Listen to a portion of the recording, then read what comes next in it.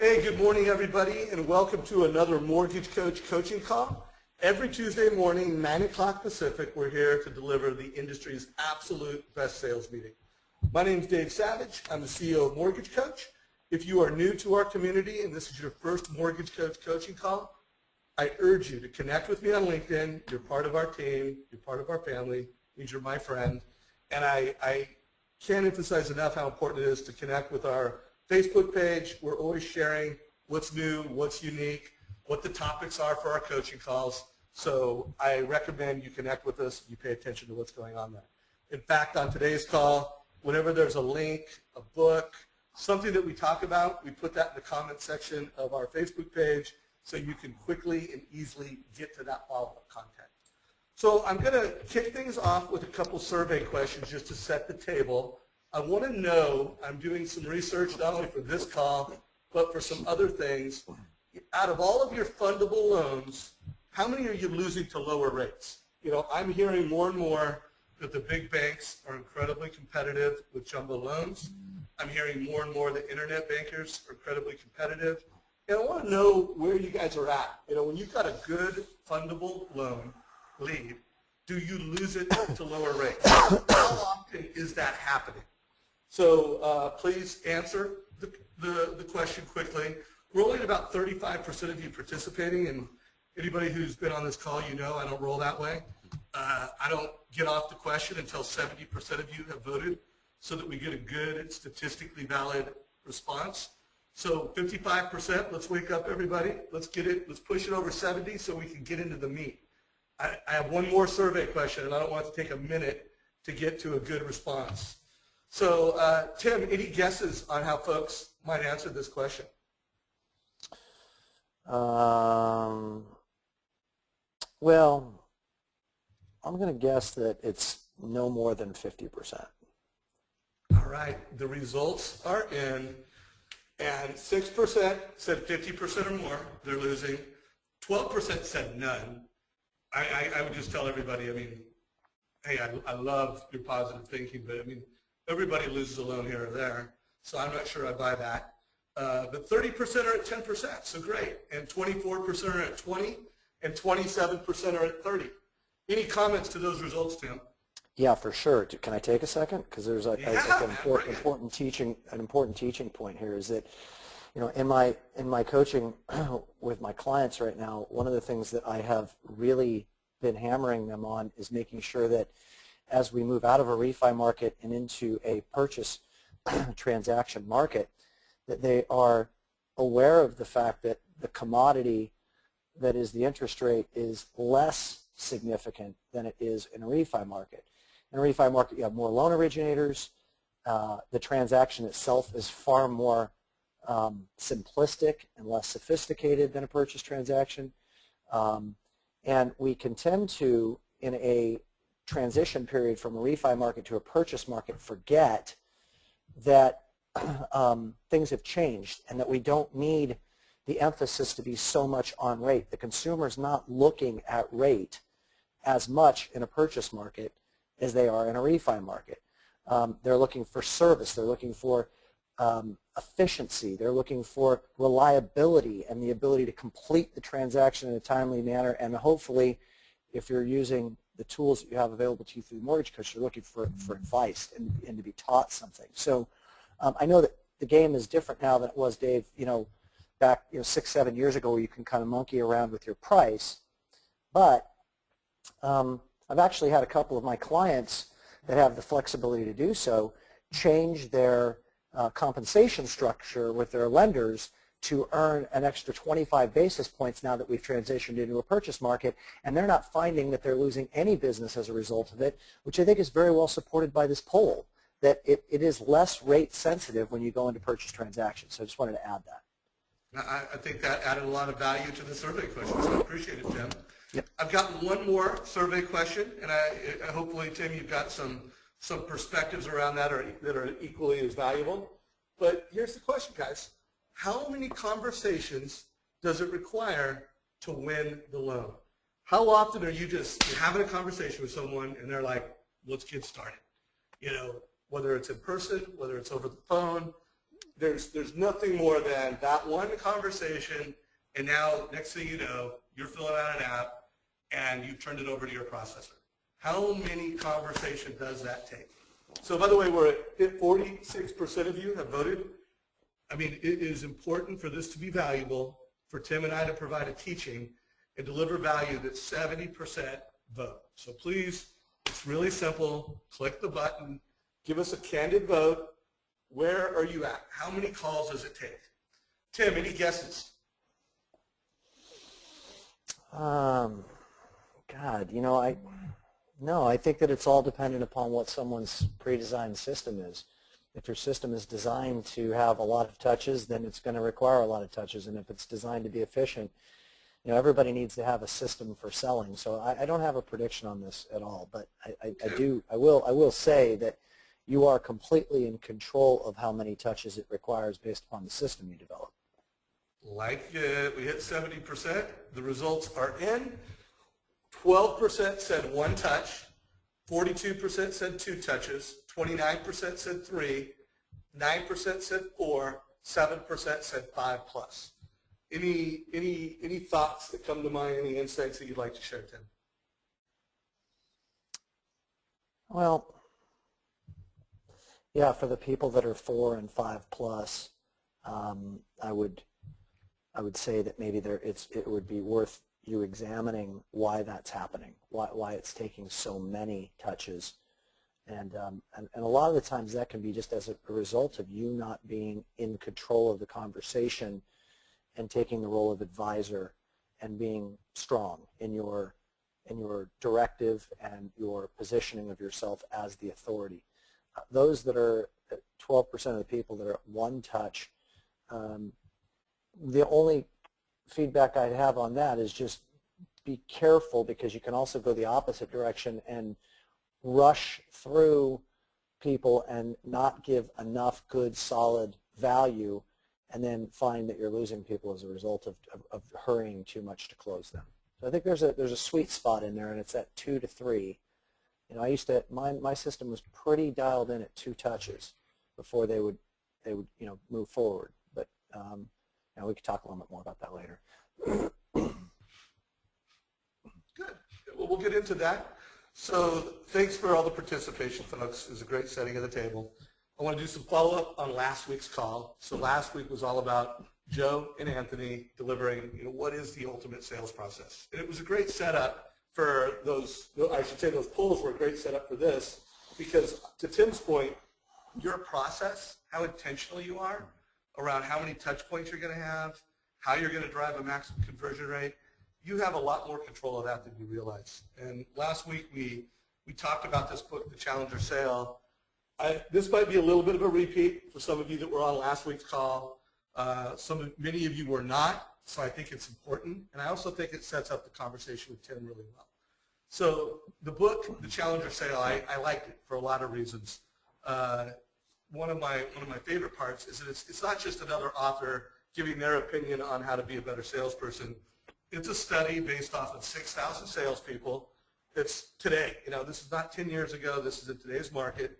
While they may not be mortgage people, they were, enterprise level, flex salespeople. They learned some things, and I think they're important to you as mortgage professionals.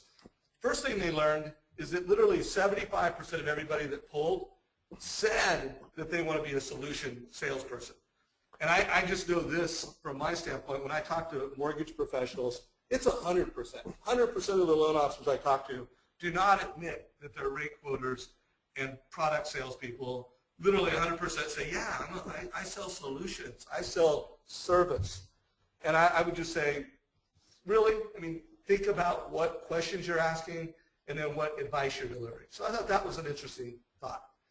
I also love the fact that they came up and they put these 6,000 salespeople into 5 buckets that I think, Tim, you'll really resonate, and you'll know who these people are in the mortgage business.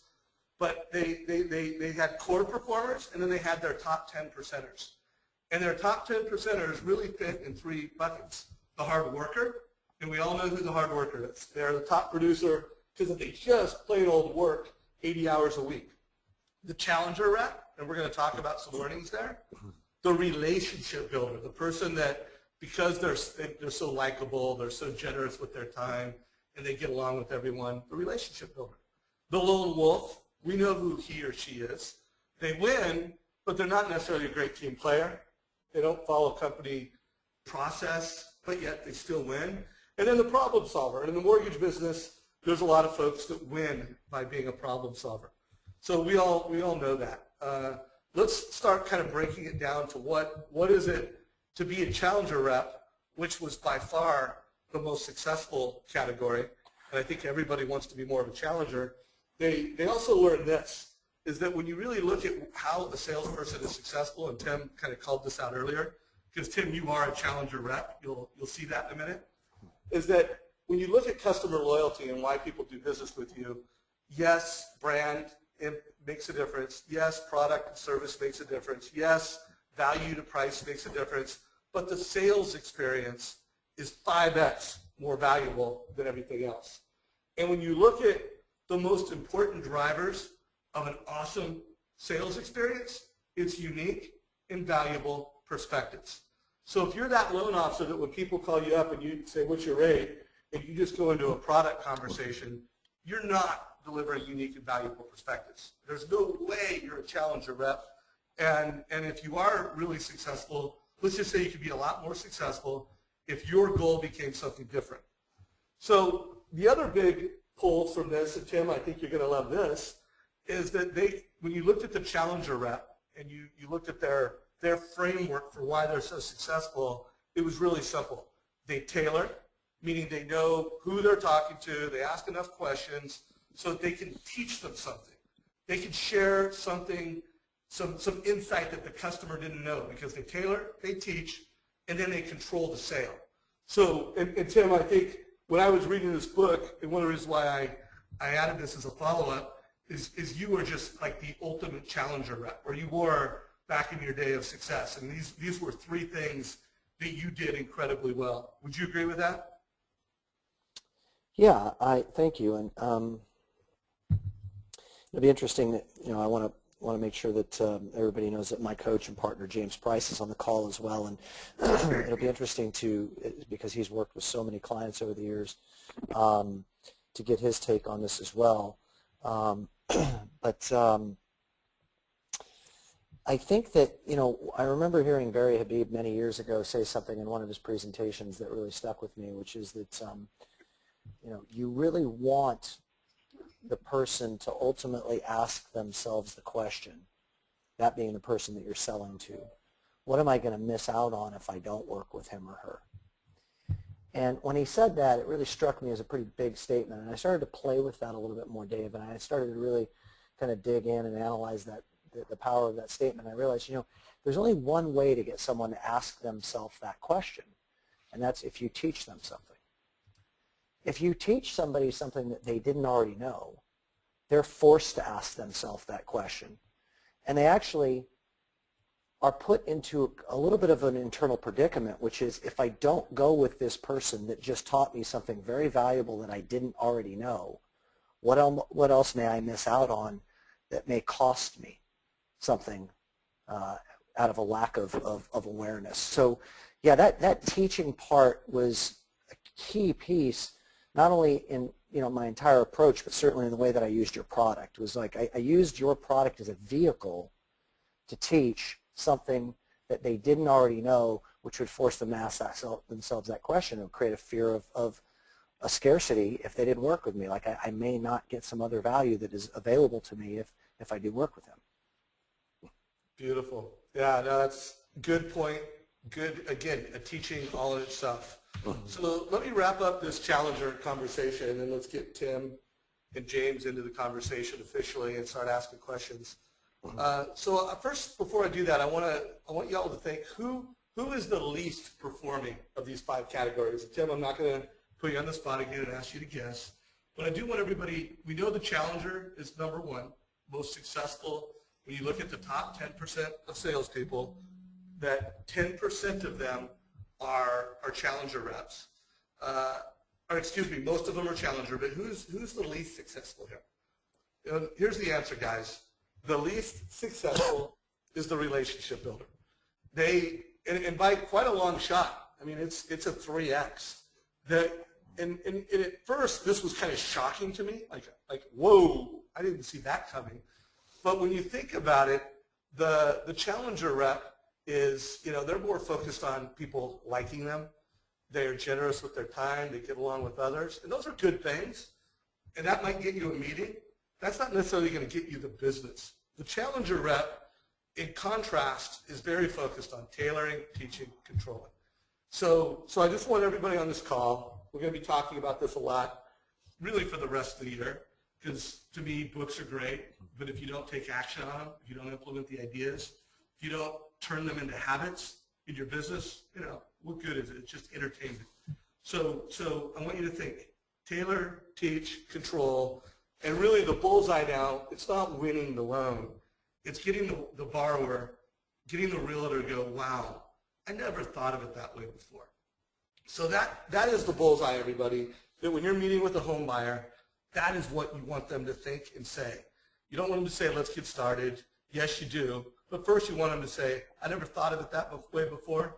And the minute they say that, you've just increased your referral flow 3x. You've increased the chances that you're going to win that business, 10x.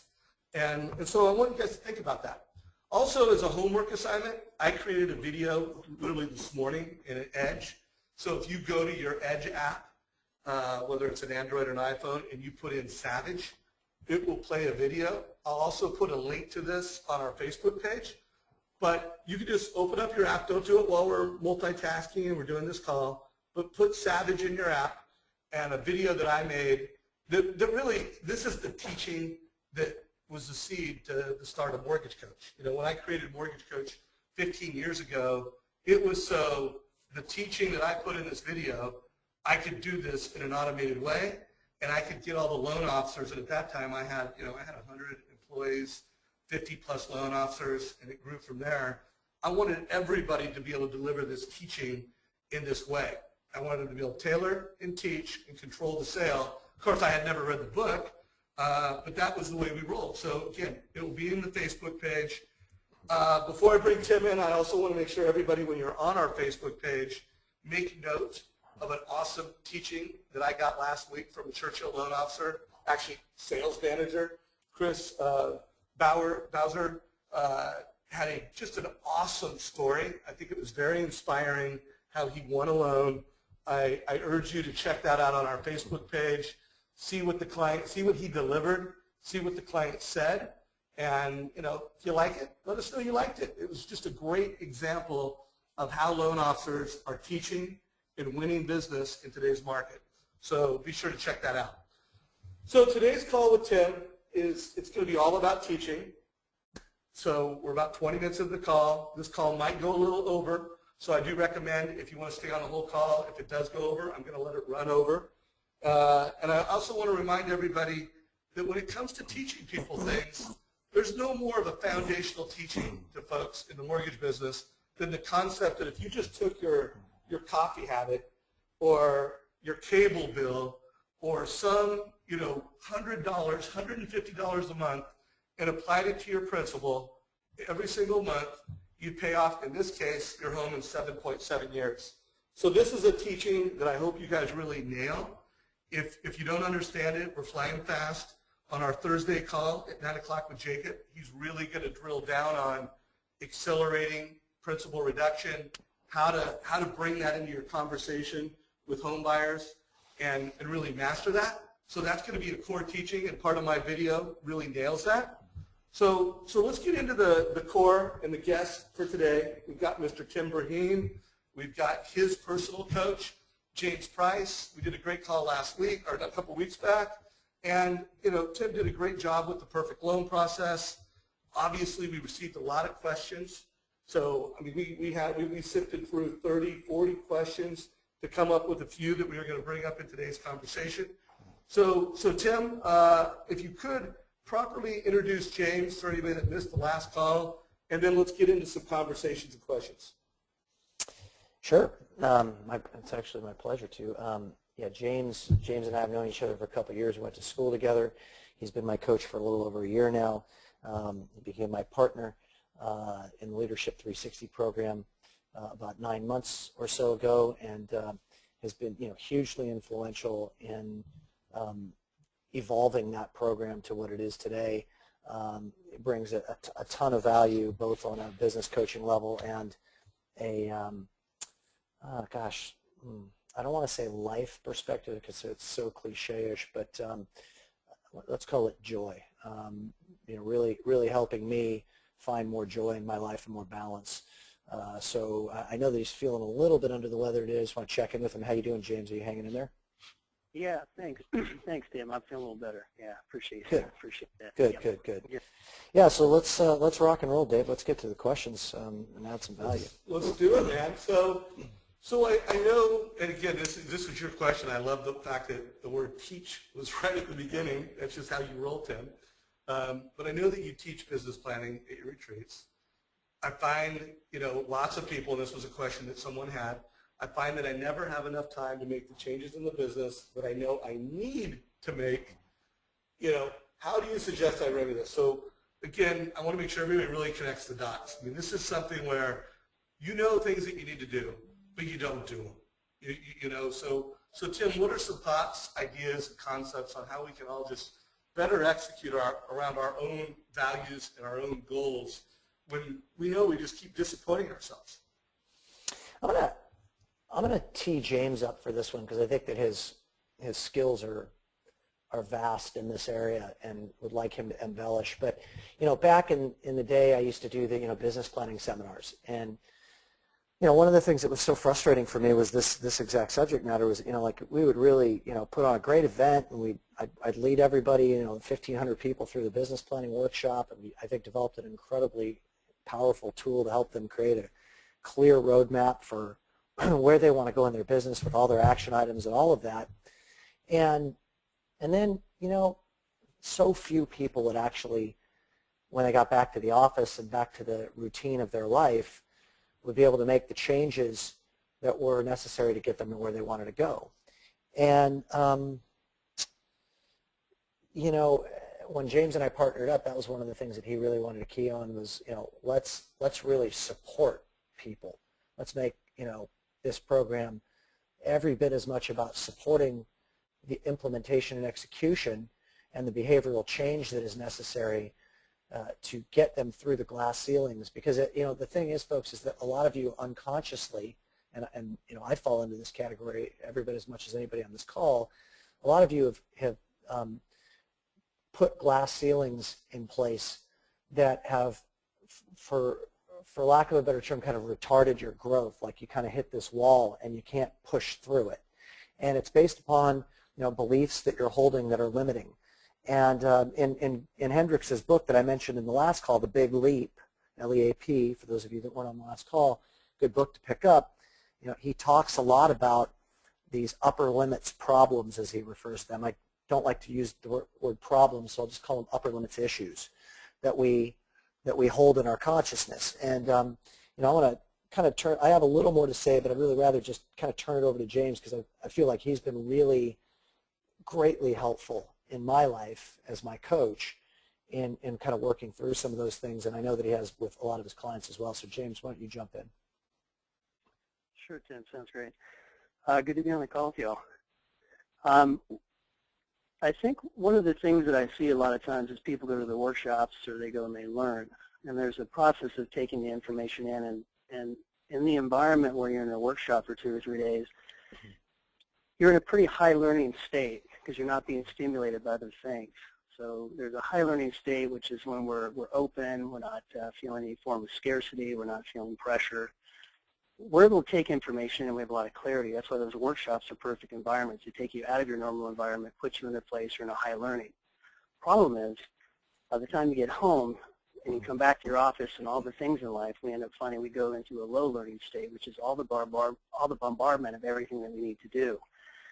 So one of the things that's really important, and we do this in our retreats very often, is focus on, if you went to some kind of a 3-day workshop, what are the 1 or 2 things that will make the biggest difference in my life, and hold that, and everything else just gets put off to the side.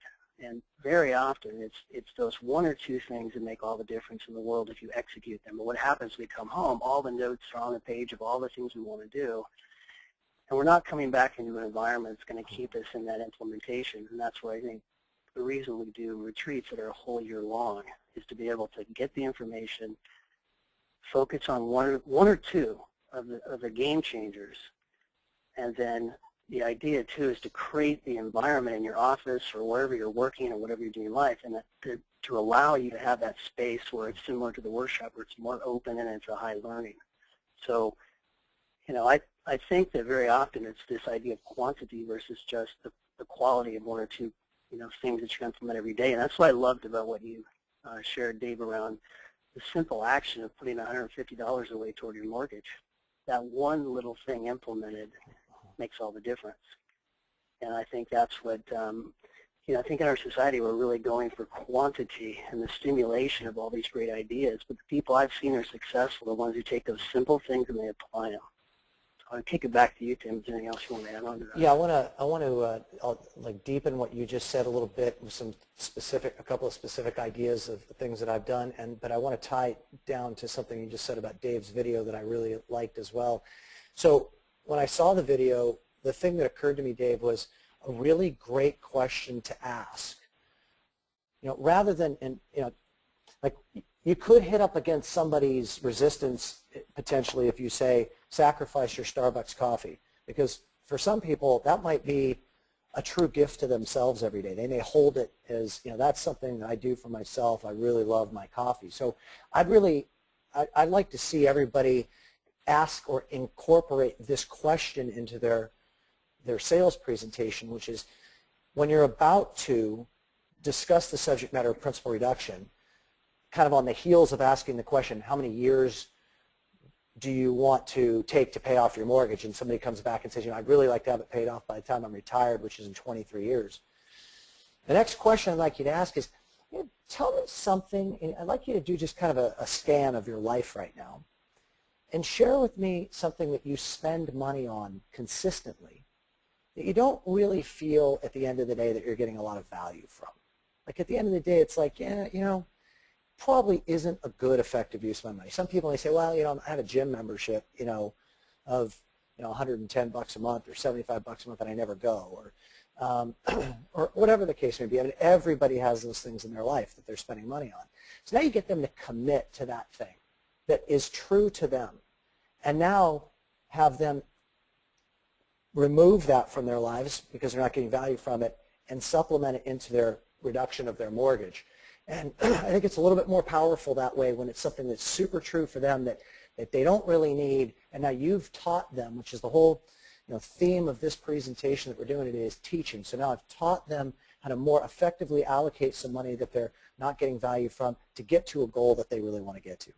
Now, when it comes to on the heels of what James had to say, a couple of tactical, practical things for you to do.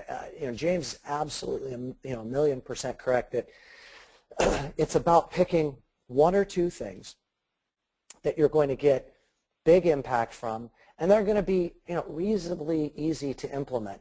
I'm not a big fan of coming out of a planning session, a seminar, or a business planning event, or doing some of your own business planning and saying, okay, the first thing that I'm going to do is I'm going to, orchestrate an entire database management system, or create from scratch my perfect loan process. Those are big, beastly goals to achieve and have a ton of action items that are associated with them. I'd really rather see you pick a couple of things that are slightly more easy to get leverage and momentum on. And the key word is momentum, and implement them and feel good about yourself that you brought something through to completion, that you're seeing positive results. You've now built some momentum before you take on those hugely robust goals. The other thing, and this is the one that I really think is super important, is James is talking about creating the learning environment, recreating the learning environment that was, in fact, a part of your experience at a seminar or business planning retreat or wherever it is that you're at.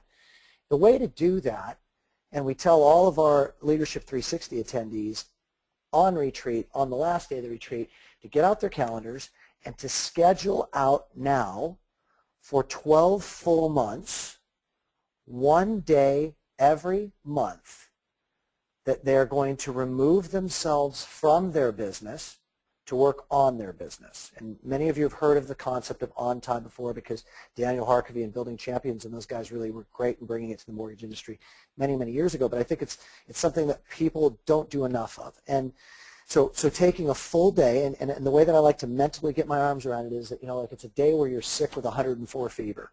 I mean, you wouldn't go into the office, most of you, if you were that ill. So pretend that that's the case one day a month, okay? And on that day, you go to a place that is a high learning environment, whether it be, the beach or a park, or, you rent out a conference room, or you go to a Barnes & Noble like I used to all the time, where nobody could reach me. I would forward my phones.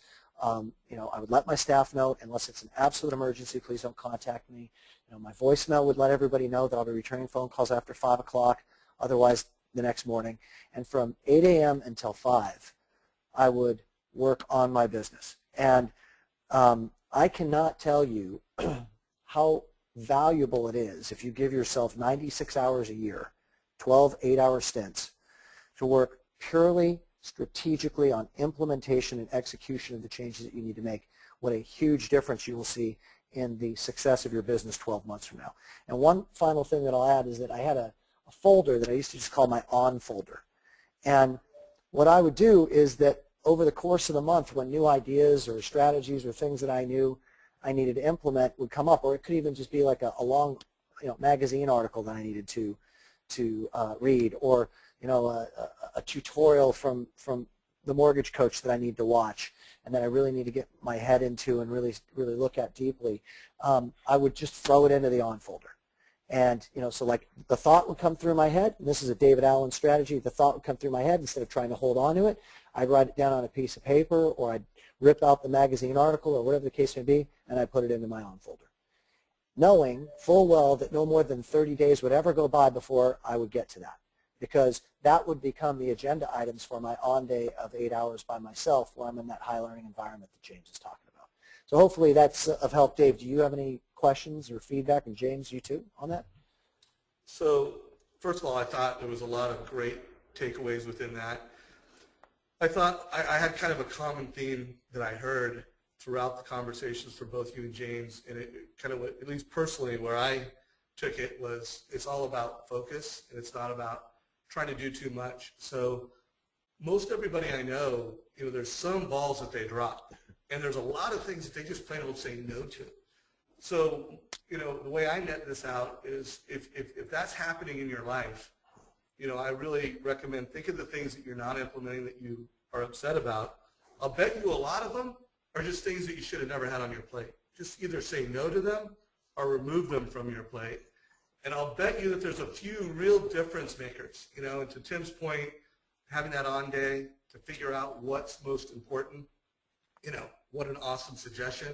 But figure out what are the game changers, what are the things that with the least amount of effort could have the most impact.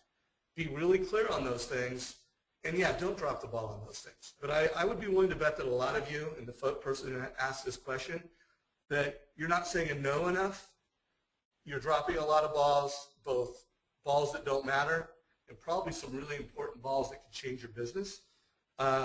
It's interesting, James. You're obviously a very intelligent man, and the fact that you noticed that Starbucks habit is such a good one. I mean, what a great strategy. So many loan officers, when they get in that borrower conversation, it's quoting rates, it's sharing fees, it's explaining the transaction, and because they're likable and because they like to hear themselves talk, they think they delivered a lot of value. And you quickly identify that that's not noise, that's differentiation. So my last thought before I turn it back over to you two to close the loop on this question is, if you do not have a teaching presentation where the client is saying, wow, I never thought of my mortgage like that, I challenge you to make that a priority. I think that would make a lot of impact for you if you're not already delivering that kind of presentation. Obviously, if you're a Mortgage Coach member, we help you do that quickly, efficiently, in a lot of different ways. But those were some takeaways, those are some thoughts, and those are the action items. Yeah. So, Tim or James, anything you want to pile on? You know, Go ahead, James. well, just two quick things. One is that the idea of saying no. I mean, I think what I've learned is that and long ago it was about getting data. You want to get access to information. You know, the people who had the information were the ones who made great decisions. You know, they're most well educated. But what's happening is it's flipping. The people who are going to be the most successful are not the ones who are getting the data. It's the ones who can filter out the data. We are now overdated. There's nothing that we can't have access to. So what we haven't learned the skill is how to say no, how to differentiate the stuff from what I really need and what I might want. And so we get overstimulated with all of the possibilities and all of the people who want a piece of our time, and we don't have a skill developed on how to actually say no to things. And that's actually the new skill we're going to have. And that really is where we come back down to the simplicity. I want to say one other thing, and then Tim, kick it and add anything to that. But what I really appreciated about what I heard earlier in this call was the idea that, you know, we're a service provider. Say you're a mortgage person getting the loans. But what I love is that we have an opportunity to always be a teacher. And that's that added service. It doesn't cost anymore, but it's an opportunity to change this person's life. And I see things anywhere from a mortgage person to a banker to a hairstylist to a waitress. And they would do studies and find out why people are more successful. For instance, a waitress. Why is she so more successful than the other? And it turns out the only thing she was doing is delivering a small joke every day. But that small joke was something that people were learning from that. They could go tell it to their office. And so these little additional services, like telling them, hey, have you thought about putting $150 towards your mortgage? That's the game-changing small things that make people see you more as not a service provider, but a partner. Tim, anything else to add to that? Just those are the two things that stuck out for me. The first thing I'd add is this. I mean, your statement about filtering being the next skill that we all have to learn, I just cannot say how much I agree with that. Like, that is something that you have really been hammering me on, and I'm still trying to master and do a better job of, but I'm very clear on how the access to information can really clutter my life and take focus away from me and my effectiveness and my overall experience of life and success in business. You know, Dave, just to piggyback on something you said, like, if you were to just carve out, I just want to pose this to everybody. You did a great survey at the beginning. You got people that are ranging from 1 to 5, you know, touch points with their clients, and there's probably some holes and some. I'm sure that there are plenty of people on this call who find that, you know, they're not getting a high enough percentage of people to say yes to them that they're selling to. And I really want you to hear me on this. You know, when you get down to the real brass tacks of all that, that's the most important skill that you possess as a loan officer, is getting people to say yes. I mean, you know, you can have a great database management system and great systems and this and that, but if you're not getting enough people to say yes, you're poor, and you're not making a lot of money, and you don't have the resources to help you in executing, you know, the strategies and plans that you know that you need to be executing. So I've always said that selling and presentation is one of the most important, if not the very most important things for all of us to work on. But I very infrequently see people take a stage at a mortgage seminar and talk about that art form and the value and importance of it, with the exception of when Dave gets up there, because, you know, that's what his product assists people in doing. If you took 8 hours, I really want to challenge you on this.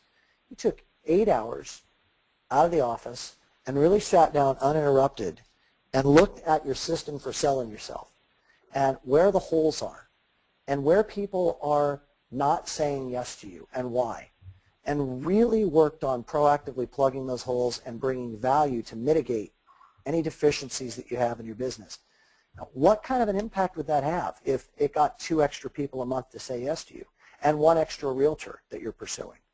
Because that's a part of presentation as well. I mean, think about it from that perspective and the long-term benefit. If you picked up 12 extra deals a year and maybe an extra 2 realtors a year, just because you spent 8 hours really looking at in an objective way, in an analytical way, how you can improve your presentation, boy, I'll tell you, I mean, that's where things change. And that's one of the things that I used to do a lot, and it had a lot to do with why I was as successful as I was.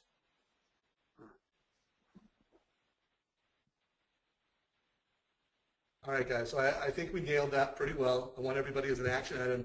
Think of the 3 most important initiatives and ideas that can have the most impact in your business right now. Right. First of all, I hope you have those written down somewhere. And then ask yourself, are you executing what you need to do to get those done? Or are you letting the noise of busyness get in the way? So hopefully, the way Tim and James and we all answer that question, it'll help move the ball for some folks. So let's go into another question here. So Tim, time management has always been a challenge for me. By the way, I didn't write the question. Although, by the way, it's always a fight. I mean, I think anybody that says, I got time management wired, I always just kind of like, okay, buddy. We all have different levels that we execute, and we're always going in and out of balance, the constant struggle of life. But Tim, nobody, I think, teaches this better than you, and I can only speak from my personal experience with you. My perception is you got this wired better than most, probably better. I mean, you're in a top 5, 10%er in terms of how you manage your time in a way that serves you well. I mean, that's my perspective from just, we've done business now for over a decade, you know, probably getting close to 2 decades, and you really got it together. So what are some of your views on managing time more effectively that you think would be relevant to today's conversation? Yeah, you know, gosh, if I'm going to be real, which is, I almost always come from that perspective, I think. I don't think I'm as good at it as you think I am. I think that my view of time management has shifted radically in the last couple of years, and my coaching with James has had a lot to do with that. I think that I really understand and know how to implement the tactical time management strategy that David Allen taught me, and still to this day, I use OmniFocus for all of my Mac products, and I'm all synced up with my task management and all of that. And just to make it real easy, if you want to watch some old presentations that I did on the tactical that I think are still very valuable to loan originators, you can go to my coaching website, which is www.performance-experts.com, and you can go to the education tab, and you can watch the videos from BPO 7 where I did that time management presentation. A lot of people still find it to be very valuable, and I still use all those things. But the paradigm that shifted for me is, like I can get so into managing my time efficiently, Dave, that I then turn around and with all that free time that I created, I fill it up with more crap. So where the paradigm is shifted, and I'm going to let James talk about this because he's really been working with me on it, is it's a lot less about time management, a lot more about priority management. And as James coined this phrase about a year and a half ago when we were walking on the beach one day, and I was just getting to know him, he said, it's really getting clear on your hell yeses and your hell nos. That's as much of what time management is as any tactical device that we're using to keep ourselves more efficient. James, do you want to comment on that? Or? Yeah, sure, you bet. Well, I think it plays into what we talked about before about being able to filter out the stuff that we don't need. And if we don't question the stuff that's coming in, it's like Lucy in the Chocolate Factory kind of skit in the old days. It's a conveyor belt and the chocolates are coming out at a particular speed, and then they start speeding up. And then she starts to be grabbing them and putting them in her shirt and trying to, it's just this panic that happens. And so, yeah, you have to have like this really incredible time management system, if you want to think about it that way, to process all the stuff that's coming in. The bigger question is priority. What does I actually really need to do, and what can I filter out? And what ends up getting a little bit of a trap is we start to get so efficient around processing information they don't even question what it is that we're actually processing. And I think that's the paradigm shift, is to start looking at what it is I'm actually doing. And I like to use this metaphor. I do triathlons, and excuse me. One of the things, have you ever seen riders, say bicyclists, and they bicycle very often and in a row, 4 or 5 people be in a row. Well, the one that's in front really pedaling hard, takes a lot of energy, but everybody behind is drafting. And the idea that you can find that sweet spot behind that rider, it actually takes, it's the draft spot where things get a lot easier. And I'm more about finding that place where you're doing what you're doing best.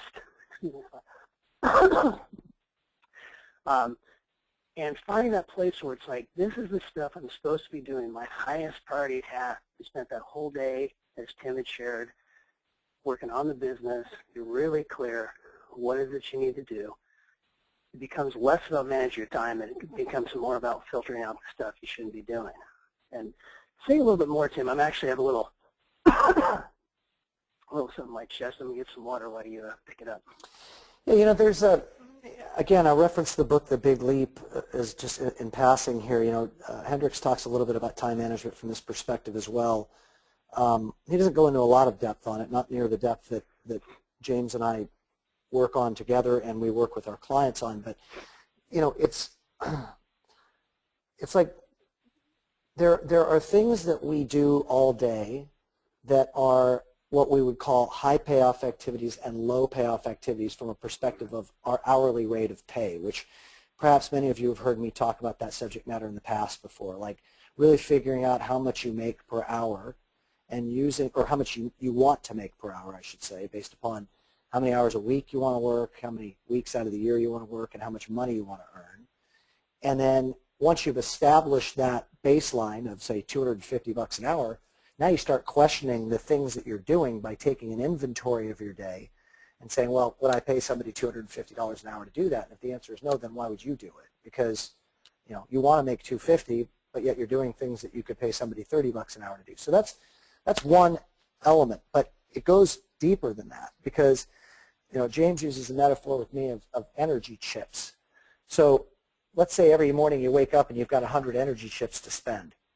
Well, there are certain things, if you're that lead rider, you're expending a significant amount of energy to get a task done because you're working on something that not only is not a high payoff activity from a monetary perspective, but it's not a high payoff activity from the perspective of your expenditure of energy because it's not naturally something that you're good at. And we all have things based upon our personality styles that we're better at than others. Like if I have a client as an example who, is not effective and does not enjoy networking and being social because it's not naturally who he or she is, then I'm not going to try to get them to figure out how to go to a lot of cocktail mixers and join the local networking groups and BNI and Toastmasters and all of that. I mean, it's not naturally who that person is in the world. And for me to ask that person to do that, that's not effective time management. They're spending their time on something that they don't enjoy, that does not bring harmony to their life, and that they typically don't get a good result from. It's more a function of what is it that you do well? What is it that comes natural? And the metaphor that I've developed, I don't even think James has heard me say this,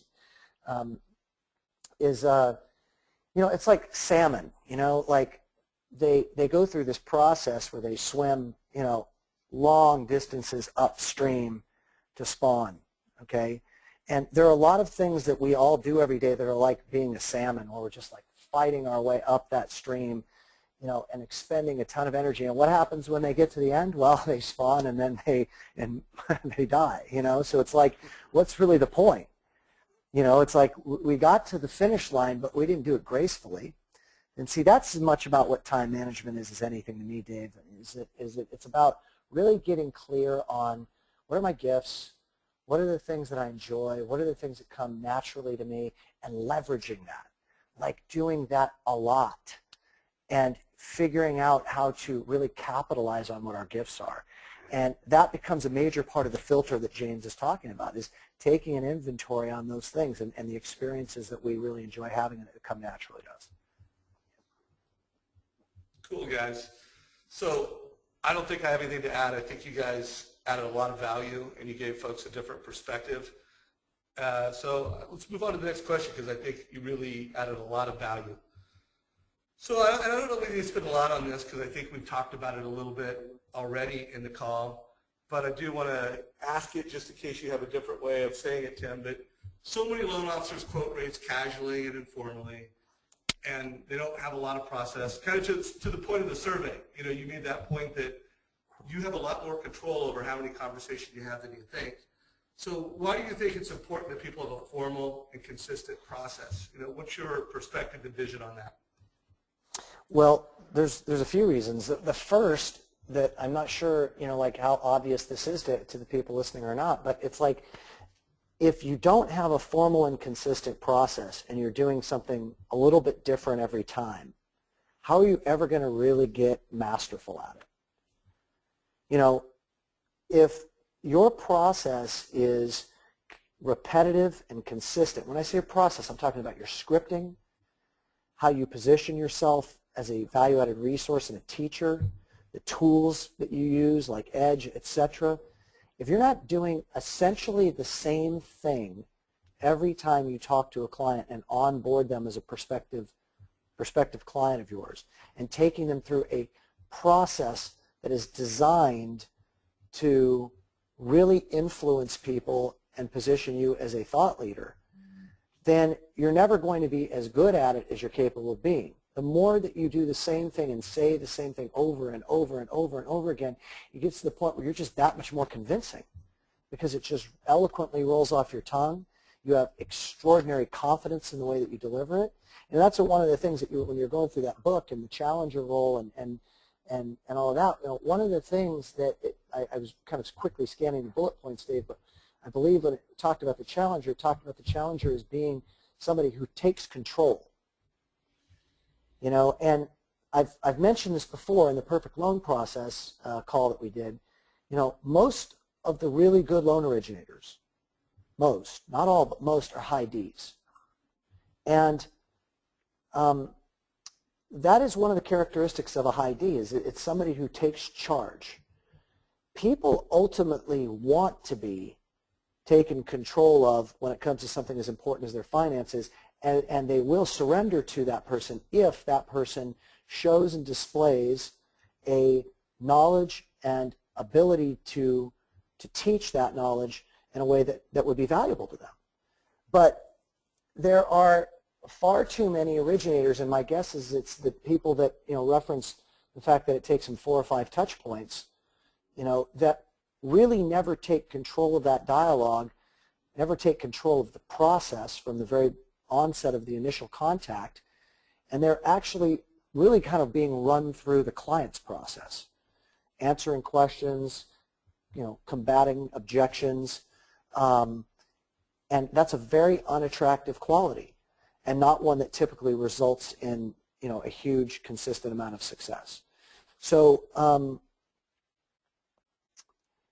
making it a system for selling is really what I want everybody to hear. Is it like, what is your system? What is your clearly defined system, and why?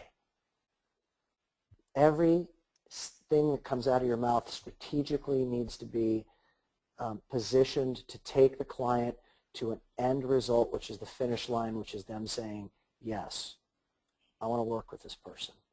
I just learned something. They brought value to me. I respect them. They're knowledgeable. So that's nice. Solid. I hope that was a takeaway for folks. James, do you have anything to add to that? The only thing I would say is I think there's an piggybacking on what Tim said, is that there's an incredible value in to habituate doing something well, like a musician who doesn't have to think about where the hand's going to go on the frets. It just becomes something that you can kind of surrender to because it's become a habit. And I think being able to surrender to a process, whatever it be, it allows you to have, again, higher access. You're not spending so much time in your head. That mechanical stuff is handled so you can actually be more present to what is the situation called for now? Where is this person, this client at now, versus thinking about the mechanics.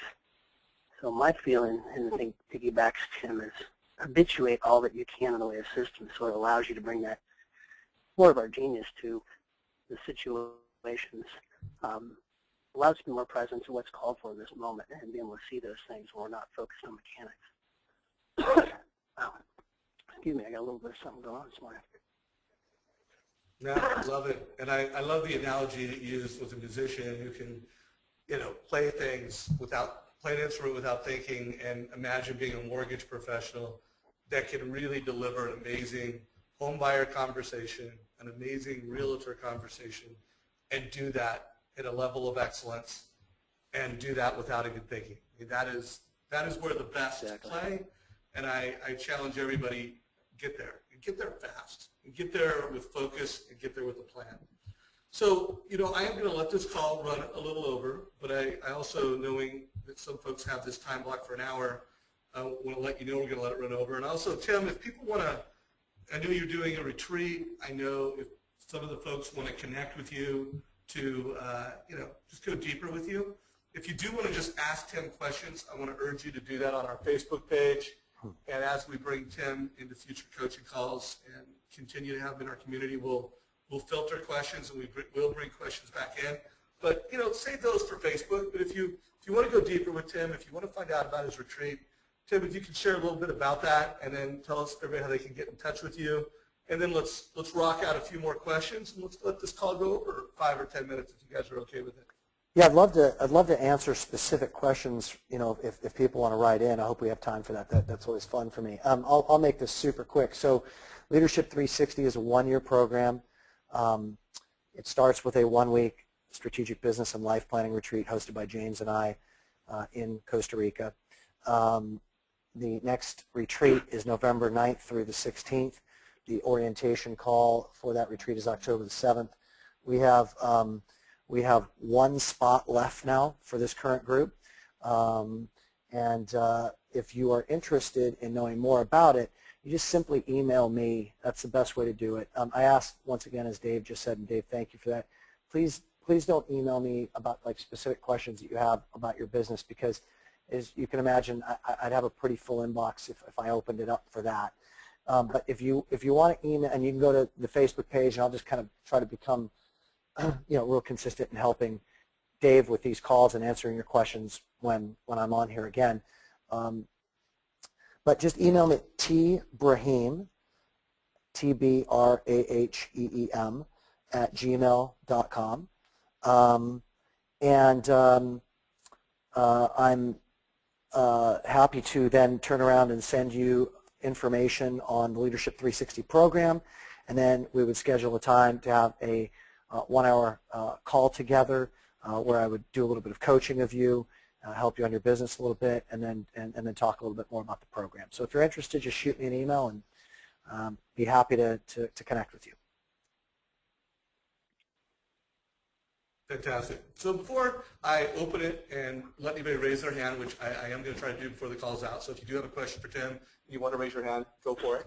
I have one more question. I just think it's important. I get this question a lot personally. It's been asked of Tim multiple times in different formats. But here goes, and I'm not going to necessarily read what's on the screen, but I'm going to say it from my heart and the way I hear people say it, is I've hit a glass ceiling, or I've hit a point where I'm not satisfied. I can't seem to get past it. No matter what I do, I can't get over it. I'm trying this, I'm trying that. What do you think might be holding me back? And what advice, again, I would put the question this way to you, Tim. What advice can you give to folks that have hit this level in their business? Instead of getting better, they're getting bitter. And we all know that getting better is where you want to be. So what advice do you have?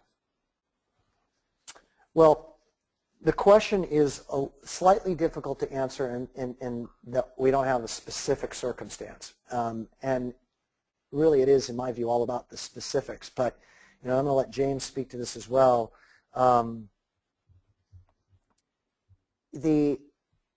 Typically what is causing that glass ceiling is a belief system that we're holding. So I'll give you an example of one, Dave. There are people, and perhaps even some on this call that this may resonate with, there are people that continually hit an income number and have hit that income number for the last 5 or 6 years, and no matter how good the market is, they can't seem to really break through it. Like they make $250,000 every year, and even when the market's great, they're on a good pace to break it, something happens and it derails it. They lose focus, or they get sick, and we may look at those things and say, well, they're random coincidences, but they're not. It's not a coincidence that somebody continually makes $250 a year every year, and can't seem to break through. What happens is that we have these limiting belief patterns in our consciousness, and let's say in this particular example, the person grew up in a household that was not particularly affluent, and mom and dad continually pounded it into the child's head out of their own say jealousy or resentment or whatever, that it's not okay to be successful, that money jades people. Money affects people in negative ways and makes them arrogant. And really they grow up in this energy and are continually having that dripped on them over and over. Well, they carry that into their adult life, and on a subconscious level what's happening is every time they start to get close to that level of success, that subconscious belief system that they don't even know is happening kicks in and they sabotage it. And this is not theory that I'm talking about. I mean, I want to make that really clear. This is very factual and very real, and happens in a wide variety of areas in people's lives, including in their relationships. Things get just a little bit good with a partner and they do something to mess it up because maybe they don't feel safe.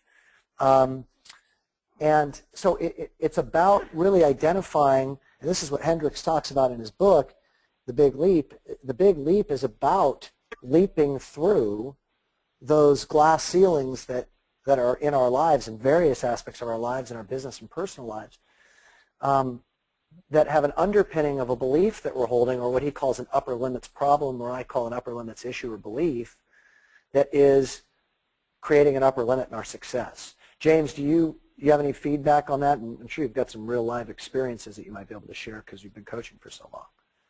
Sure. Again, thank you, everybody. I had a little cough going this morning. I appreciate you guys bearing with me on that. One of probably the most common ones, most of my clients are pretty affluent CEOs of companies, and so what I see is a really common pattern around what Tim had shared about with upper limits is the feeling that they have when they're working hard, that there's a certain level of safety that they feel when they feel like they're really, really working hard. And that comes from being passed on from the family down to them, but they associate that as long as I'm working hard, things are fine and I feel safe. So if I try to work with them and say, look, you have enough money to actually exit this business, or you could actually take half the time off, what ends up happening is we could have the best plan that we put in place to do that. But as soon as they start to have, it's a lot like when you have a room that's a certain temperature. And when that temperature heats up, the air conditioner comes on to bring it back down again. It's regulated it. So that's the same thing on happiness. It's the same thing on actually feeling more at ease. So if this person's working hard, and I can help them get to a place where it's much easier for them, the problem is that their belief system starts to feel unsafe. So they make up stories about, if I'm not seen as the hardest one working in my company, that the employees are going to leave. Or something bad's going to happen to me if I start to relax into this. And that's those belief systems, that we can put the best plans in place. But if those belief systems aren't changed or looked at, they sabotage most of what we do. And that's the main reason why we do the work we do at a retreat, is to have the external game, but to definitely make sure you've got those internal strategies. That's the biggest one. I think probably a lot of people out there can relate to that. Yeah, I think people can relate to that. And I have another question. Well, it may not be a question with the majority of loan officers. I bet there is a lot of high Ds. But by the way, Jacob, if you have time, as I close this call, I'd like to do a survey for anybody that knows whether they're a high D or high I. If you could just put, are you a high D or high I on your disc, and just multiple choice. I want to see that result as I wrap up the call. But Tim, here's a question that came in from Sharon McKenzie with Fairway. Just an awesome, we're talking about a real top performing, very successful mortgage originator. She said she's a high I. She wants to know what are some suggestions to be more successful for us high I's out there. And I had a few other people pile on that question. James Adair, another very successful loan officer. So any ideas or suggestions for folks that are not high Ds or high I's to be more successful as a mortgage pro? Well, okay, so if we're being very, direct and to the point about it, assuming that you're a high I and your D is very low, then typically, not always, but I'd say a very large percentage of the time, high I's also are pretty low in their C. You don't very often see a high I, high C. They kind of work counter to each other to a great degree. So that means you're an influencer. That means that in that breakdown on the book that you did at the beginning, Dave, you're more of that person that you were surprised about that was not as naturally successful as you thought, that relationship person. Because that's what a high I, they're a connector. They're an influencer with their outgoing, gregarious, beautiful personality. But what can at times be a challenge is focus and motivation, because that connecting, and I'll see if James wants to comment to this too, because he's pretty skilled in this area. That connecting aspect of the high I, that networking, that natural networker that exists, also can create a blind spot, which we all create. Our greatest strengths can be our biggest weaknesses. Whatever it is that is our strength can be our blind spot. Like a high D, like myself, my blind spot can be that I can be so driven that I lose presence, and I'm not as still inside as I need to be to connect with people, especially family, etc. If you take a high I, they're naturally great at being outgoing and gregarious and connecting with people, but their blind spot can be at times that they're so validated by doing that they're not doing the tactical and executing the plan maybe necessarily as vigilantly as a high D could. So what do you do to really cultivate, James's question is how do I cultivate my D? I forget the lady's name that you just mentioned that was from Fairway who asked this question.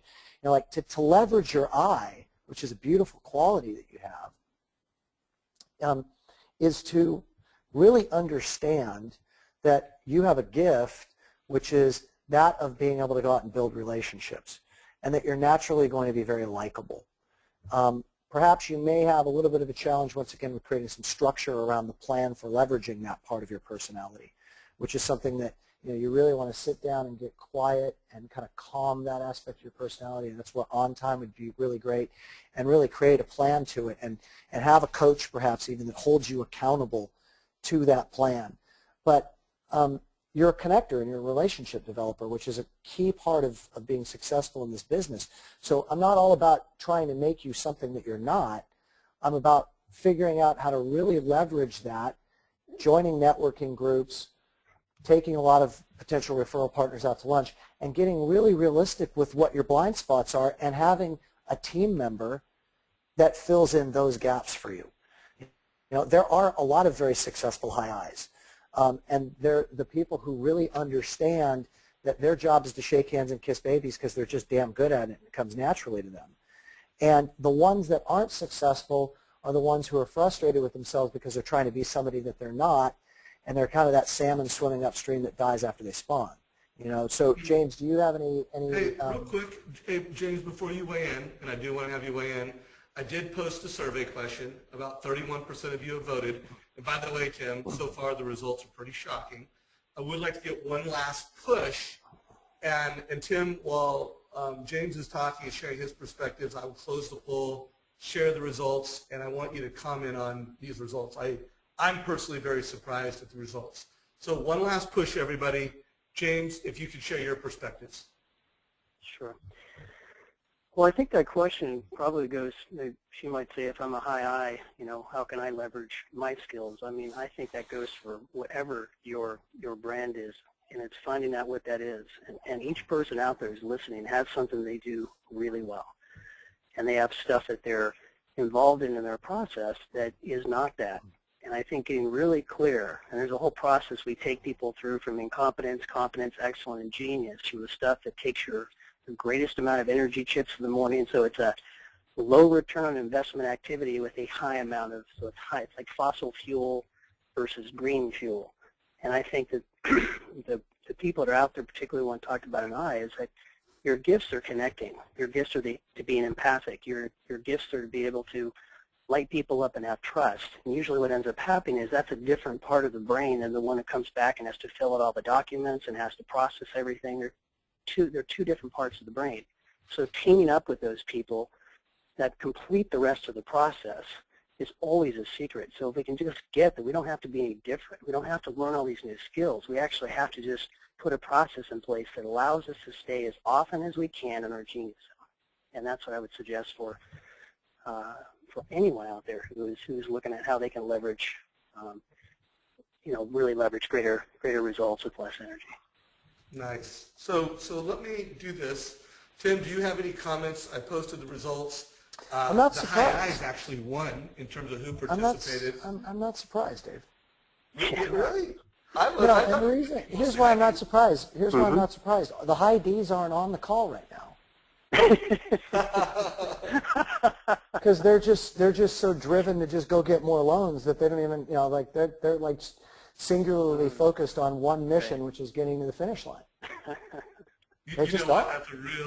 That would be interesting. I might even start next week's call with that, because you're right. I mean, they time block this for an hour, and they're mission focused, and they're back on a different mission right now. Yeah, you've dropped almost 100 callers since 10 o'clock. You had 390 on at 10 o'clock, and you're actually at 284 now.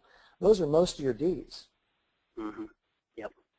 Hey, well, let's not talk bad about the Ds. I'm not talking bad about the Ds. They're incredibly predictable. The I's. So, like, here's the thing about the I's, and now I'm going to poke a little fun with the I's. So, but there's a great teaching in this. So, there's a huge amount of I's on the call, right? And all of them had it probably blocked out that they'd be off at 10 o'clock, and maybe even had something that they were supposed to be doing at 10 o'clock, and they're now late to it, which is kind of a characteristic of an I, because they're a connector.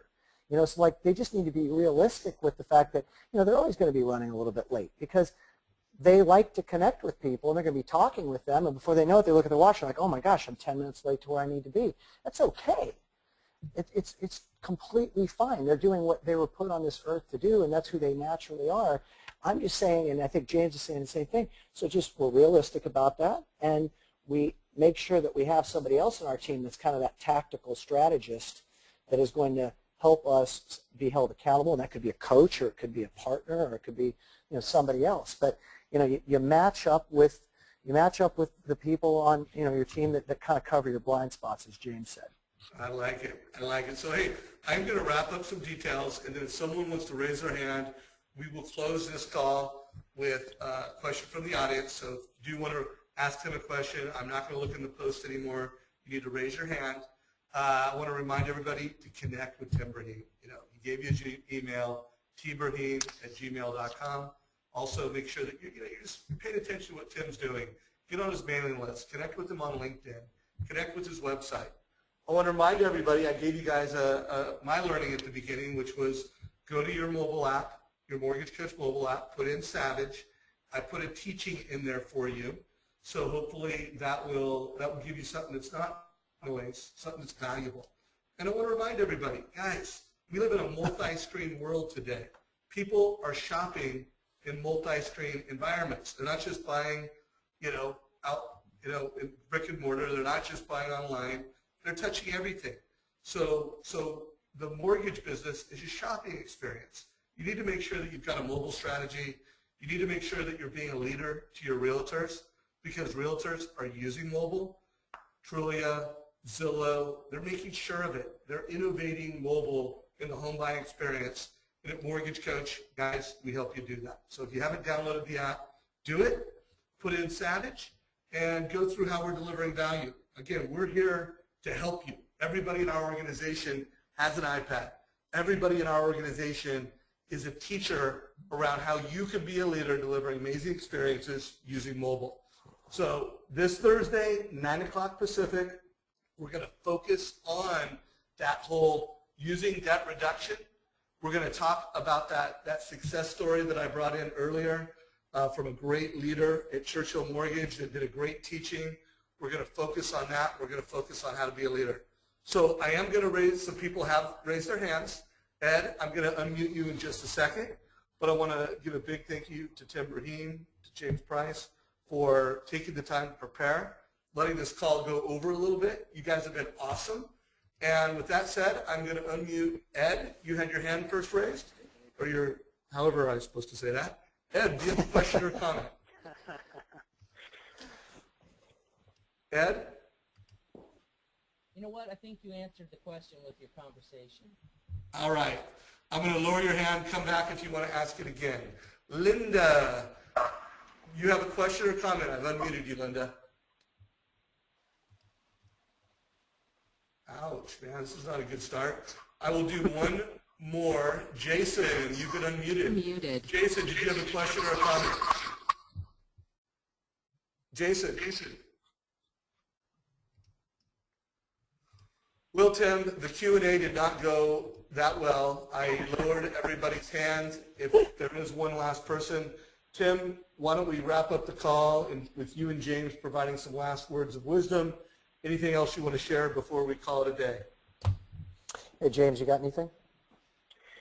You know, the only thing I'd say as somebody who's outside the mortgage business and have been introduced to it through you, Tim, is that, and I really mean this, I think that anybody in the mortgage business is not tapping into you guys as resources. Dave, what you're doing for this industry is phenomenal. I mean, I wish there was somebody like you committed to being a service in this way in every industry. So I just, really, my last comments is, anybody out there, I hope more and more people tell people about what you're up to.